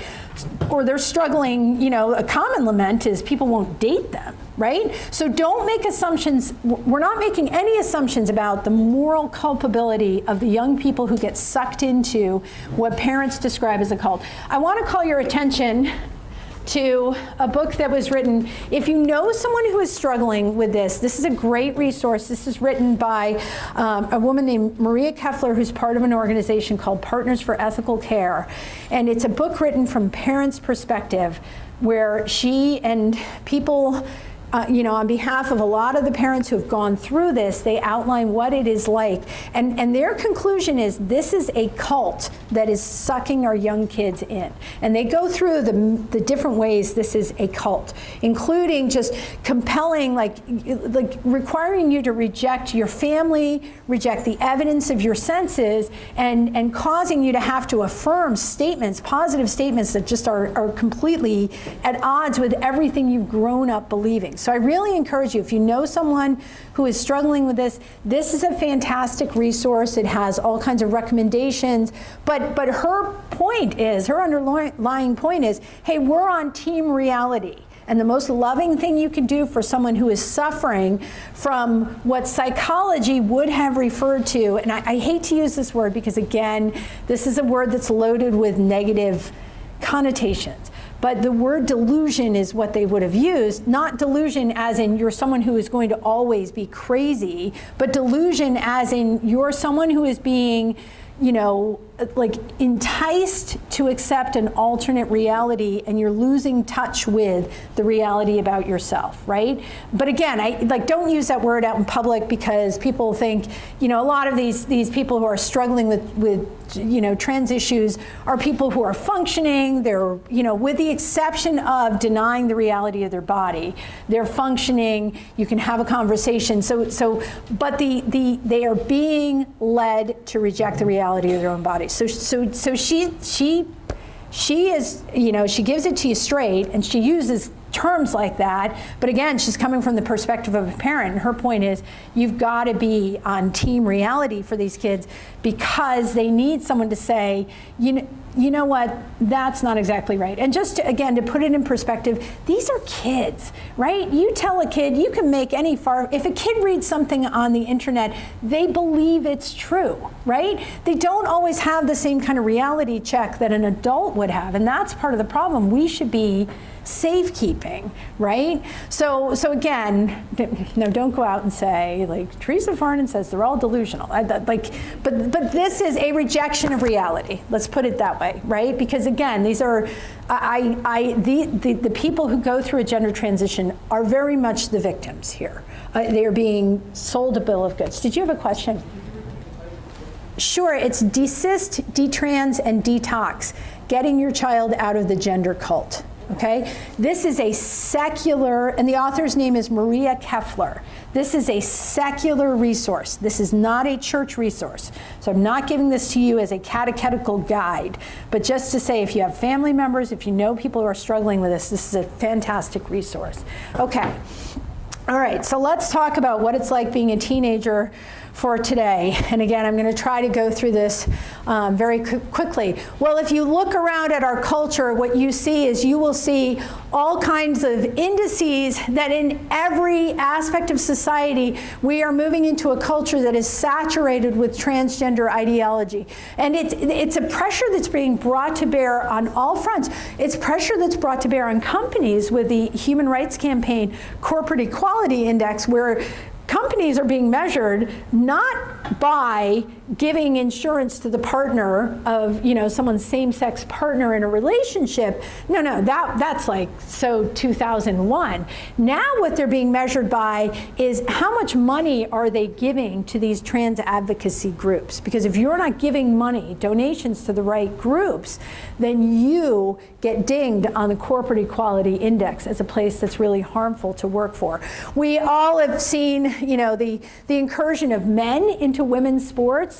The weightlifting thing was what an absolute joke. If you claim to care about indigenous peoples, the fact that a man, displaced some indigenous weightlifters in New Zealand, you know, I don't know, like how does that stack? I guess transgender identities are higher in the intersectional chart than Indigenous peoples. We see it on Instagram, all kinds of publishers. You have, you know, children's books, Time magazine. We constantly, now we're being subjected to, you know, actress after actress who's coming out and announcing that, you know, she's actually non-binary and going by they and them. This was Ellen Page, who now came out as Elliot Page after surgery. I'm fully who I am, right? Oh, just so sad. And with the Biden administration's new directives, we're going to be subjected to schools essentially are places where restrooms, facilities, female-only spaces now are opened up to anyone who claims that kind of identity. I should also note that in California prisons, they've started giving out, in women's prisons, they have men who have been moved into these women's prisons, and guess what? Now they're giving out contraceptives to the female prisoners. Yeah, again, I have no words. So, you know, in particular as catechists, you guys are dealing with kids who are in the public schools for the most part, unless, I don't know what the policy is for homeschooling, but I know our catechists in our diocese are dealing mostly with kids from public schools. So what do we have in public schools? Well, nationally, public schools are normalizing LGBTQ IA plus identities. How are they doing this? Well, it's being pushed in as a form of an anti-bullying curriculum. Okay? Everyone knows you can opt out of sex education. When parents have asked to opt out of the gender inclusive educational modules, or when they've objected to curricular materials that have been sent home, they have been told that you cannot opt your child out of anything that is considered anti-bullying. So these kids are in, they're locked in, they're an audience. We see schools that partner with gender clinics to do training. There are advocacy groups like Human Rights Campaign, Gender Spectrum. All of them are pushing this ideology in by training staff from the bus drivers up through the school principals and administrators and everyone in between. Everyone is being compelled to get on board. Teachers, you know, faculty, staff, you know, the support personnel, and every child. Why? Why do I say that every child is being affected? Because every one of them is forced to use the pronouns of a child who claims to be transgender. And in that way, they're being forced to affirm the statement that Susie, who was a girl, is now Sam, who is a boy. Every one of them, okay? That's what our kids are being asked to do. TikTok, this is a screen grab again, kind of just disturbing, but this is what our kids are seeing. You know, even straight young men are posting suggestive videos on TikTok suggesting that they're gay, acting like they're gay. Why? I don't know. It's like a culture. Our kids are being immersed in this LGBT culture. There are quite a few young people who are online who are considered peer influencers. What are peer influencers telling young people? They're telling them, do your own research, okay? Google it. If you're curious about your gender identity, do your own research. Try things out. Try on the pronouns. See how they feel. What do you think? And then ask yourself, when are you most uncomfortable? There's always this great look back. Like, well, if you look back in your life, can you see things that were signposts that really meant that you were trans or non-binary? And kids are being encouraged to do that. Again, think back to childhood. You know, if you're female, what are you supposed to do? What parts of your body don't feel right? Right? Again, these are kids who are being encouraged. Kids are being encouraged through these YouTube influencers to consider, every kid is encouraged to consider him or herself as potentially transgender. This one in particular is a queer Christian influencer, okay? So there are people out there, I think it was the ELCA conference had a mother and her child who was identified as transgender as one of their keynote speakers. I mentioned the phenomenon of rapid onset gender dysphoria. Well, what that refers to is the fact that there is an incredible amount of social contagion that we're seeing. Researchers noticed, as they were looking at considering the spike of girls, adolescent girls who were transitioning, what they noticed was in the general population, if you think about how extremely rare a child identifying as transgender is, or was up until 2017, you might see one person here or there, and instead, as they began to see these spikes of teenage girls transitioning, they would find that out of a friend group of, say, like 8 to 10 girls, 5 of them would transition together, right? So when you see that, researchers began asking, and one in particular is a woman named Lisa Littman, they began asking, like, what's going on here? Is this a form of social contagion that's being spread via the media? And the accounts that parents give include anecdotes such as their children going online and almost getting a script. Here's what you say to get testosterone. Here's where you go. Here are the trans-friendly doctors. Here's what you tell your parents. If you threaten suicide, they'll give in. Like, literally, this is what these kids are reading online. So there's a huge aspect of social contagion. You'll see whole families transitioning together. You'll see a family that'll have like 3 or 4 kids all transitioning together, right? How does that happen? Well, again, this is something that they're being encouraged, and this is the slide I didn't want to have to show you. TikTok influencers, trans mastectomy makes you cooler. These are young women, right? This is what our kids are seeing. This idea is being normalized that, hey, just chop off your breasts and that makes you a guy, right? And then you can go into male-only spaces. This is what our kids are seeing. And if they have young women who identify as transgender who have had mastectomies in their high school, this is what they're seeing in their high school, in their locker room. This is what they're seeing. It just breaks my heart. There's an incredible amount of money in this. The Gilla Foundation, for example, just gave $500,000 to Gender Cool. When you look at the overall foundations, there's been $28 million since in 2018 alone. $28 million was given to advocacy groups for transgender rights. So if you're wondering why this suddenly has come on like an onslaught, like a juggernaut, it's because families like the Pritzkers out in Illinois, Tim Gill and his Arcus Foundation, they are giving an incredible amount of money, and we have no money on our side. You know, our church is bankrupt, but what do we have? We have the truth. We have the truth about the person, and we have love for the people who are suffering, right? And that always wins in the end. But make no mistake, we are at a huge disadvantage in terms of the media and the social pressure and everything else, and that's why we've got to, you know, we really need to realize it's important for everyone to be strong and to understand what's going on. One of the big things is that parents are being kept in the dark about a child's transition.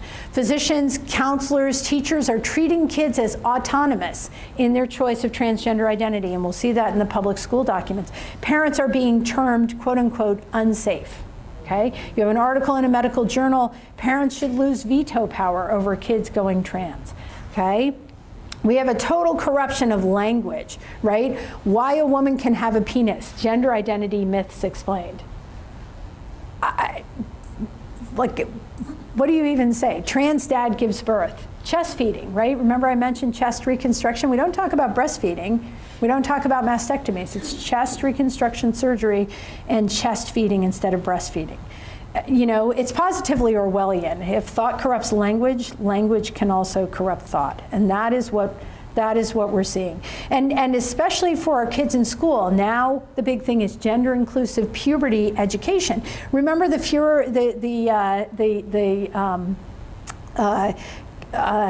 reaction when I think it was the CDC talking about pregnant people recently? That's intentional. That is intentional. Why? Because it's no longer women who get pregnant. Anyone can get pregnant. People with uteruses get pregnant, right? Doesn't mean they're a man or a woman, right? But that's what they're doing in education with our kids. And just to drive home, this is an example from Montgomery County in Maryland, but this is in every single school district. This is now what they have to do. This is their plan, and we've gotten copies of the support plans for students. So the first thing they ask students, what's your name, what's your identified name, what's your identified gender? You can pick. What pronouns do you use to identify yourself? And then in the safety plan, do your parents know, and what is their support level? And if their support level is low, what considerations must be accounted for in implementing this plan?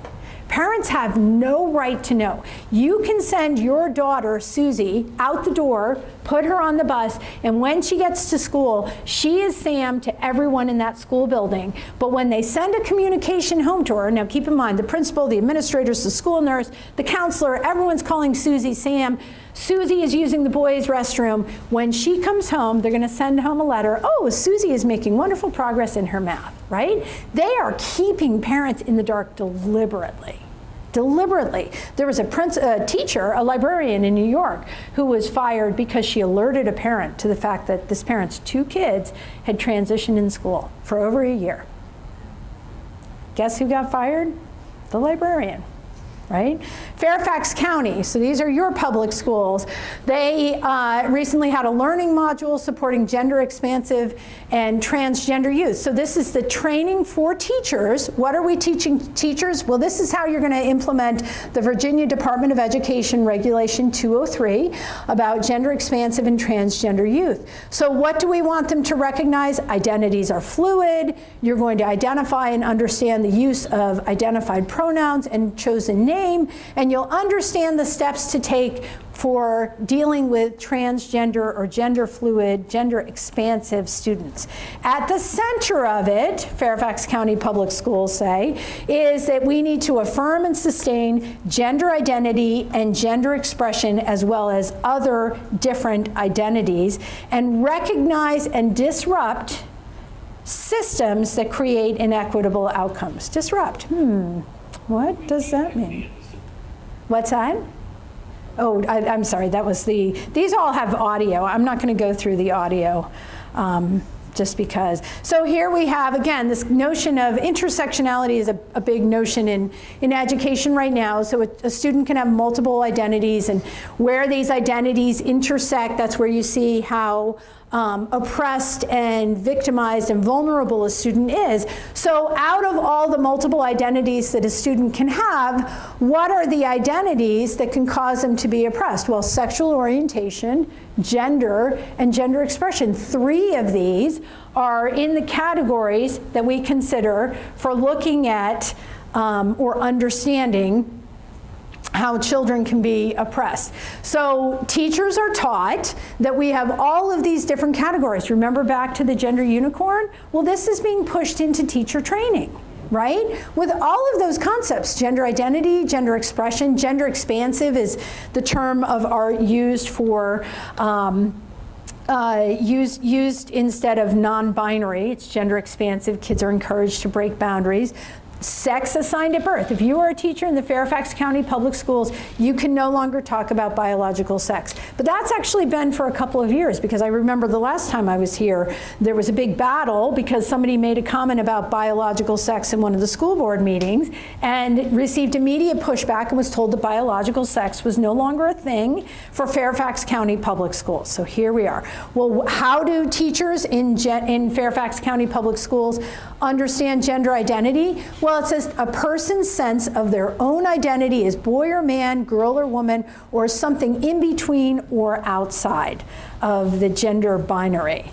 Gender identity, we're told, is innate, but only the student can discover it, right? And so now it is, because it's innate, although fluid, it's an immutable characteristic, although fluid, right? But as an immutable characteristic, it's protected by anti-discrimination laws.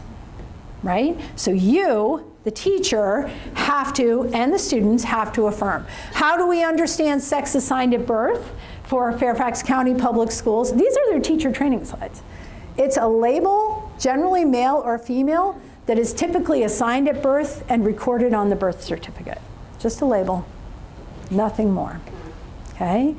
Gender expression, how a person represents or expresses their gender identity or gender roles to others. How? Appearance, clothing, behavior, activities, speech, or mannerisms.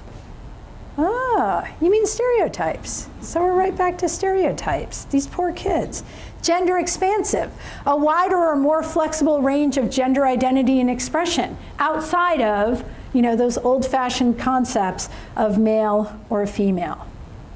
How are teachers in Fairfax County Public Schools supposed to understand this? Well, we've got a graphic for that, the gender unicorn, right? Here it is. Here's your new anthropology. Here's what you teach your students about what it means to be a human being, okay? And we have coloring pages. So if you like, we can pull out coloring pages. Terms are always evolving. Be respectful and use them. So they're given the definitions of what LGBTQIA mean, but they're also given the disclaimer, hey, this might change, and there might be a lot more, right? But whatever they ask you to, just use them, okay? With student transitions, how are we supposed to approach it? Well, we're gonna put together a student support team, and they do mention the parent or guardian, but it's an or, right? So if a parent initiates a gender transition, well, we'll listen to them.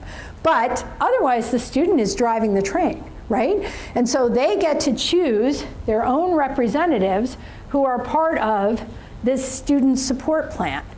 So what do? They develop a student support plan, which includes regular check-in meetings with the school counselors, school psychologist, or social worker, a review of resources, or facility-related decisions. What's not on this page for the student support plan? Parent. It's nowhere on there. Why? Because, as we'll see in a minute, Fairfax County Public School, going through how students can assert a name change if they're transgender identifying, gives the teachers 3 different options or 3 different progressions for how the name may be changed. But look at this. Parental permission not required. Parental permission not required. Parental permission not required. Your child, your students, can transition at their public school, and their parents may never know. They are deliberately being kept in the dark. And remember, why is this a problem? Remember back when we were talking about social transition and the likelihood of persistence. You get a kid socially transitioning at school, it's going to be really hard for that child to walk it back. Because now all of their peers see this student as the opposite sex or as a different identity. How do you walk that back if you're a 13-year-old? We're just boxing these kids in. With updates to the student information system, students can choose to do the following, and here are the right answers. Change their name without parent permission, or identify as male, female, or non-binary, that gender expansive category. Parents are identified specifically as unsafe, right? Why? Parents may not yet be supportive. And so schools must support the student's decision and understand that parent permission is not required for any of this, the transition at school. Why? Parents are unsafe, remember? Unless the parents are supportive, they're unsafe. Okay? And we've seen this, by the way, I'm using your materials because here we are in Fairfax County. I could pull up the same training materials for Pittsburgh. I could pull up worse for Seattle public schools. All over the country. So, Wichita, Kansas. You name your most socially conservative perceived area, they all are doing this. Every school is doing this, every public school, okay? All right. Parental permission is required for which of the following? A student requests that the teacher calls him by his chosen name. A student requests to use the locker room that corresponds with her identified gender. A student requests the use of private bathroom. What's the correct answer? None of the above. None of the above. Okay. Hold on. I'm sorry. I think I moved too fast. Or it's freezing. Tech issue.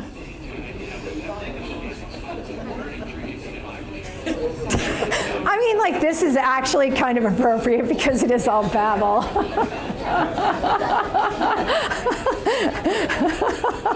Turn the volume down. I think it's also, I started on that. There we go. Okay, all right. And let me just move on. How do I, oh, I think I got it. Okay, all right, I got it. All right. I mean, all of those slides came with narration, narrating it. I just did the screen grab at the end, just in the interest of time. Loudoun County Public Schools, same thing. Why? Because this is your Virginia Department of Education policy, and I'm not gonna beat a dead horse, but at every step of the way, the gender identity that the student asserts, everyone has to affirm. Staff or students who intentionally and persistently refuse to respect a student's gender identity by using the wrong name and gender pronoun are in violation of this policy, by the way. So teachers have a target on them. Is government's Department of Education driving this for them all to be doing it? Is there some kind of centralized mechanism fund or something? Yeah, this is coming out of the Biden administration's, they walked back the Trump administration decisions on transgender students and facility use. But to be honest, most of the school districts, even when the Trump administration, tried to roll back some of the policies of the Obama administration's Dear Colleague letter, most of the school districts defied the Trump administration. So the Biden administration, saying the Office of Civil Rights is saying that this is a form of discrimination. And Rachel Levine and the director of the Office of Civil Rights have put out a commercial aimed at kids saying, know your rights. If people aren't affirming you, this is a civil rights violation and we will come after them. This is a commercial that they just put out targeting, that is aimed at kids. So it has the full backing of the federal government, but make no mistake about it, most of the school districts were doing this anyway. And to give a little sort of, maybe a little context for why school districts would do this, in I mentioned in 2016, I think, did I mention this or I was talking to someone at the break, when Jackie Ivanko went to sing at the Trump inauguration, her brother was having surgery at the university at CHOP in Philadelphia to undergo a gender transition. And he and two other students sued the school district of Pine Richland because Pine Richland had said to these students, okay, we'll call you by whatever name you want to call it, but using the girls' locker room is a bridge too far. So they sued, right? And Lambda Legal, which is a gigantic federal, national organization, came in and represented them and won and came out after the victory in the courthouse, okay, which was, again, based on the Dear Colleague letter that was still in effect, came out and said, this is a message to every school district across the country. Get in line or we are suing you. And if there's one thing school districts are afraid of, it's litigation. So, so it is everywhere. I mean, these are their, this is your Virginia Department of Education, but it's almost everywhere except in the few states that are trying to stand up for girls' sports. So look at this. Disclosure of the student's gender identity is now sex-based harassment, right? Verbal harassment is persistent use of names or pronouns that are not in accord with their identity, okay? So the law is being used to categorize this as a type of discrimination or harassment. With families, again, this is all from the Virginia policy.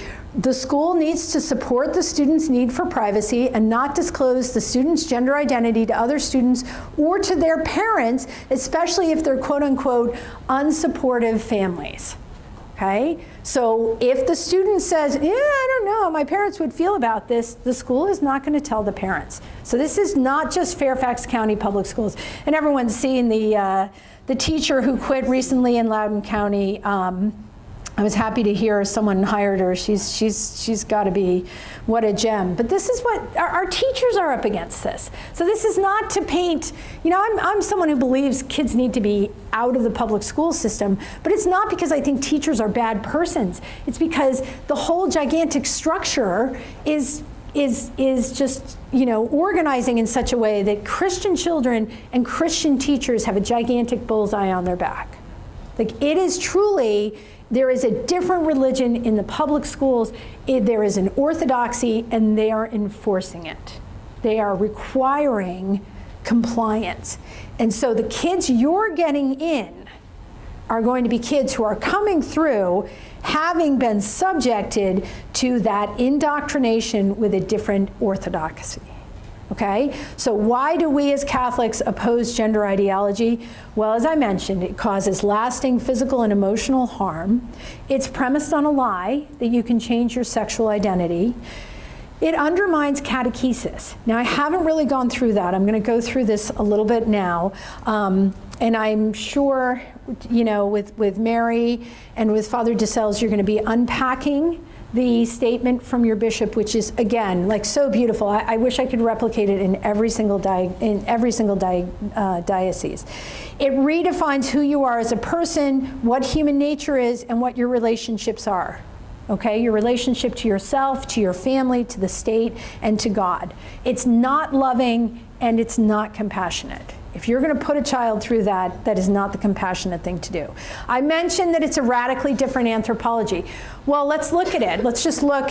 Here's the beliefs of Christian anthropology. It's slightly cut off at the end. I apologize about that. But I'm happy to give the St. Raymond's they have this slide, so they can print this up for you. What does gender ideology teach us? It teaches us that you're self-creating, that your identity is not child of God. Your identity is whatever you want it to be. That there is an essential dualism to the person, mind and body, that are not, and they're not connected. Right? Who are you as a person? Gender ideology teaches that who you are is your thoughts, your desires, your emotions, and your feeling. What about your body? It's a canvas by which you project your feelings and your thoughts about yourself to the world. And so you can modify your body just so that you can send the world a message about who you really are. What's your true identity? That means then the underlying assertion is that there's no intrinsic meaning to the body. It's merely a vehicle for self-expression, and it expresses your desire. Well, that undercuts the whole point of the theology of the body. Because if you remember, theology of the body, John Paul II's insight was your body has intrinsic meaning and significance. It conveys who you are as an image of God, and it conveys the truth about you as a person, that we as persons are made to live in relationship with others, and that we fulfill ourselves through this complementarity and this communion of persons, through the self-giving of parents to their children, or giving of yourself through a religious vocation. But everything about your body has meaning. The whole apostolic letter, Mulieris Dignitatem, is a beautiful reflection on what it means to be a woman, and the fact that a woman's body is organized in such a way, bless you, that she bears children. She is made to nurture.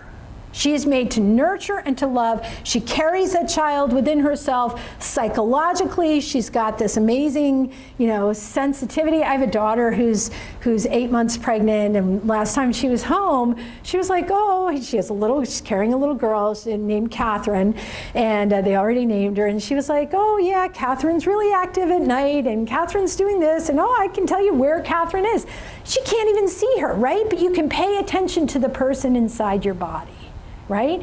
And so your bodies are meant to convey a truth about who you are. Look at how radically different this is. How do we understand human sexuality? Well, according to gender ideology, it merely exists for pleasure. And it exists for pleasure with yourself or others who you choose, but there's no intrinsic meaning, as opposed to our understanding that human sexuality is a gift that's given to us for the sake of the family. so that we can come together and image the Trinity, Father, Mother, and Child, right? A love that's so powerful that 9 months later you give it a name.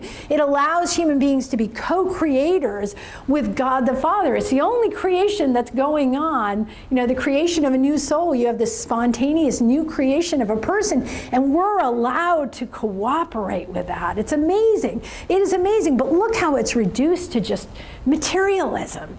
Just materialism. There's no transcendent significance.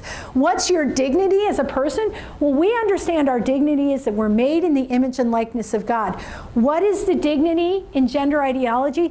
Dignity is when someone recognizes your feelings, right? And that's why affirmation is so important, because when you affirm someone, you're giving them the dignity of recognizing their feelings and their relationships. This isn't my read of the situation. Those were the words of Anthony Kennedy in his decisions about same-sex marriage when he wrote those opinions, right? He said, well, we need to recognize same-sex relationships because the recognition of the state gives to that relationship a dignity that is important for the children that couple will have, right? So dignity comes from official recognition by the state, not from your relationship with God. And how do we understand the person? Well, Christ reveals man to himself, right? The way you understand yourself is through this relationship with Jesus Christ. What does gender ideology tell yourself? Well, your meaning is something that you have to think about and decide for yourself. It redefines the person by separating the mind. I mentioned this before, the mind from the body. I'm going to go through this sort of in a little bit more detail, because to distill it to these bullet points, this is a way to teach your kids and, highlight, draw out some of these things. Oh, well, that teaching, that's redefining the person, but this is what the person really is. So gender ideology redefines the person by undermining this idea that the person is a unity of body and soul. What does the church teach? That you are an integral unity of body and soul made in the image and likeness of God. And this is a truth known not only through faith, but also through reason. Gender ideology redefines human nature by denying that you're either male or female from birth. What does the church teach? What does reason tell us? What does science tell us? That God creates as male or female from the moment of conception, and the body reveals this sexual identity, and that we're created in complementarity to live as a unity of two, again, for the sake of the family. Well, gender ideology redefines the family. The idea that you have a man giving birth, and so this pregnant man is now dad carries the babies, and mom, who's actually male, is now the mother. I mean, it's just inverting everything, right? So it's redefining the family. Or you can have two dads where one is a biological woman who's carrying the baby, but dad is pregnant and so is the other dad, right? The state of Illinois recently changed its process for reporting birth certificates to allow for trans-identifying parents. So you don't list mother and father, you can list a father and father, right? Well, who had the baby? The father, right? See how it redefines the family? Instead, in its place, it substitutes this idea of a chosen family where you have the intentional creation of a family without either a father or a mother. You subvert roles, and you end up relying in many cases on surrogacy or assisted reproductive technology. I should mention also that for kids who get sucked into the gender cult, these gender activists they recognize that kids are vulnerable. And so one of the things that they offer to them, and the man who was the bicyclist, Rachel McKinnon, who won the women's championship, went online recently and said, hey, shout out to all you trans kids, know that your glitter family is here. What's that? Well, the promise is, hey, we're going to be here when your nasty, abusive, unsupportive family isn't. We're your glitter family. We're your chosen family. We got you, kid. We got your back. We're your real family, right? So it's redefining the family. What does our faith teach? That the family is based on complementarity of the sexes, and it is so important for our culture because it brings the Trinity into everyday life with this image of mother, father, and children. Okay. Laudato Si, Pope Francis, in his encyclical, insisted our bodies are a gift from God and that we need to value sexual difference, the difference between men and women. Valuing your body and its femininity or masculinity is necessary. Why? Because if you're going to recognize yourself in an encounter with someone who is different, it helps you to understand who you are. And any authentic environmentalism involves accepting your body as a gift.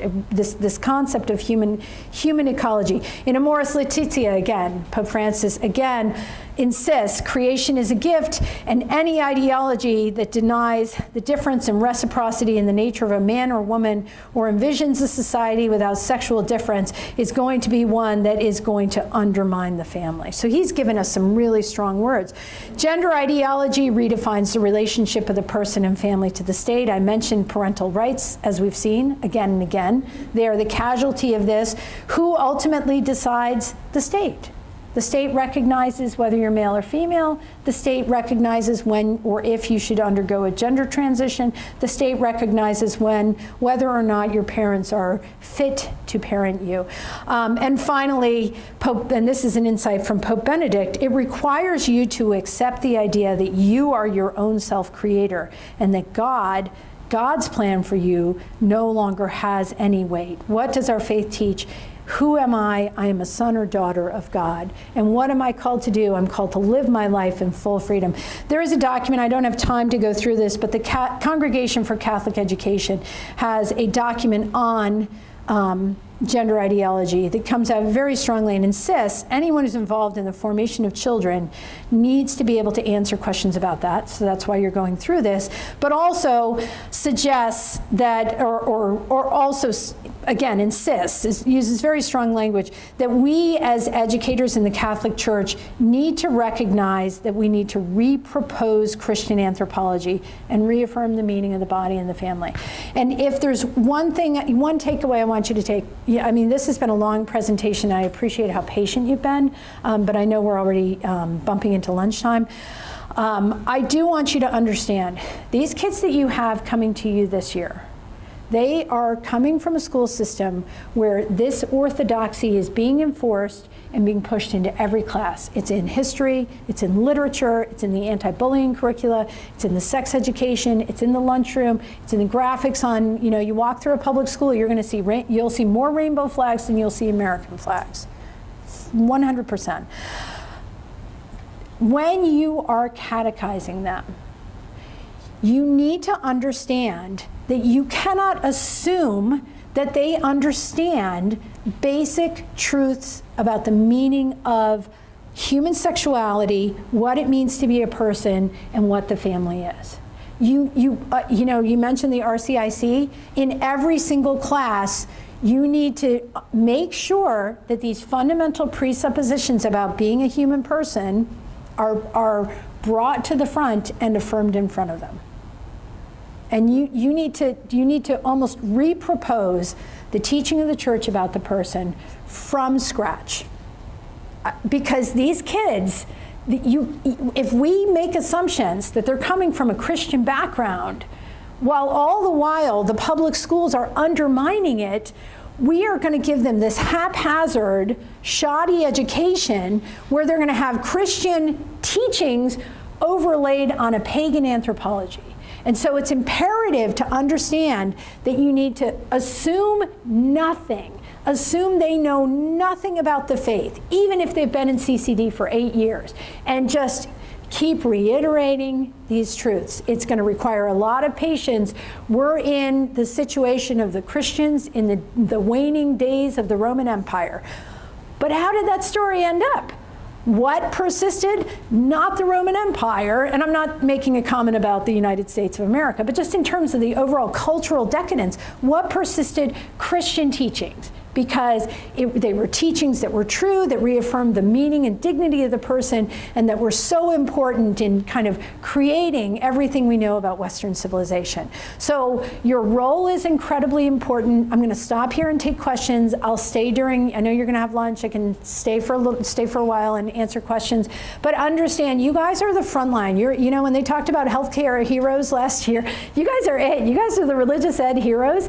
It's your job, contextualize, explain, get these kids offline, give them paper and pencil projects, plug them into nature. Pope Benedict has said, like, one of our best antidotes is to reconnect kids with their own nature, with themselves. Work on building healthy marriage cultures. Let them know you love them. Break down any rhetoric about stereotypes. Insist that being male or female has nothing to do with interests. You can even reproduce the chart and say, hey, there's all kinds of differences, and it doesn't mean you're less boy or girl. Like, we've got a lot to do, but like, you guys, having gone through this training with this magnificent letter from your bishop, you know, this is one of the dioceses I feel most confident about. So God bless you. Any questions? Given how things have changed so dramatically just in the last 4 years, is there a traditional Catholic curriculum for CCD that inculcates what you're presenting to us, to the children at each grade level? Because the books we're using, I'm not sure what the copyright is, but they address the Catholic Church teaching hand-on, but, you know, just from my perspective, our kids don't sit there and ask questions. They just sit there passively, like in front of a TV, and they receive it. Yeah. Maybe by the end